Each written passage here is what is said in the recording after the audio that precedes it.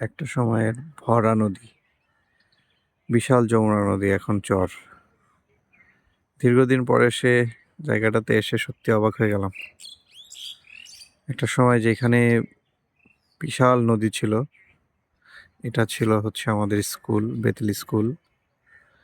স্কুলের পরিবেশ এখন কত চেঞ্জ সবকিছু।